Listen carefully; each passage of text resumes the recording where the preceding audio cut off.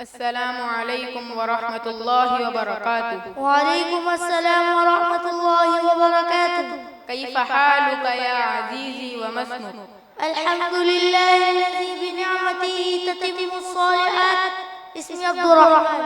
من أين أنت وماذا تفعل؟ أنا من مدينة كراتشي الزاخرة بالحياة، وأدرس في جامعة دار العلوم الرحمانية بفرز كراتشي التي تنير أرجاء أنوار العلم والإيمان. ماذا تدرس الآن؟ أنا طالب في الصف اللغة العربية في السنة الأولى بقسم الحفاظ، حيث أتنفس وبقى القرآن الكريم وأكتشف من جنابه لغة الصوت التي سادت حضارة والعالم قرونا. ما شاء الله.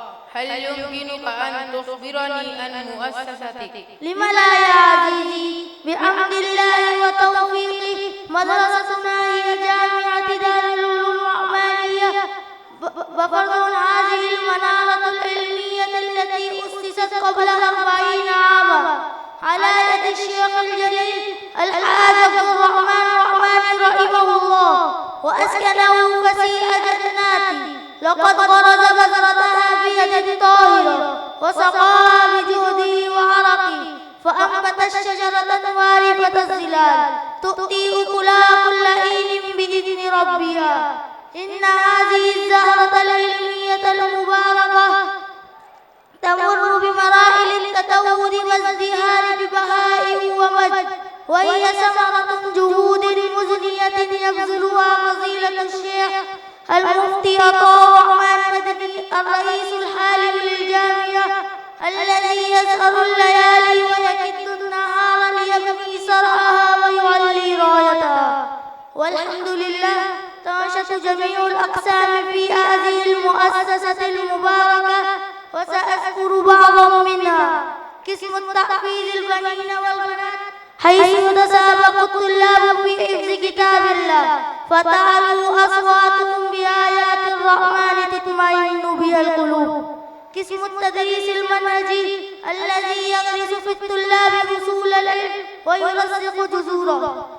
قسم التخصص الذي يخرج العلماء والمفتين الذين يزيلون دروب الأمة. قسم الحفاظ ل4 سنوات، حيث تتكامل معرفة الطلاب في فهم كتاب الله. قسم الخطابة الذي يعلم الطلاب فن الكلمة المؤثرة ومهارات الإقناع. مدرسة الرحمانية الإسلامية للعلوم العصرية التي تجمع بين الماضي الحديث والحاضر المتجدد. قسم الكتابة الذي يثقل أقلام الطلاب ليبدعوا في التعبير عن أفكارهم. والعديد من الأقسام التي تنبذ بالعمل والاجتهاد. والحمد لله يتم العمل في هذه المؤسسة بروح التفاني والإخلاص، مما يجعل هذه المؤسسة قلعة من قلاع العلم والهداية.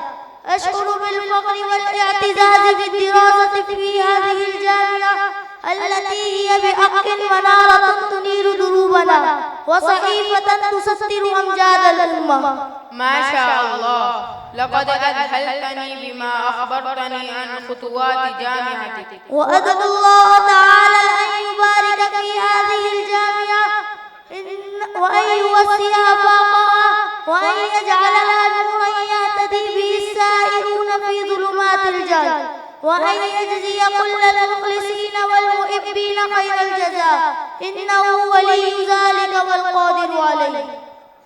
شكرا، جزاكم الله خيرا. والسلام عليكم ورحمة الله وبركاته.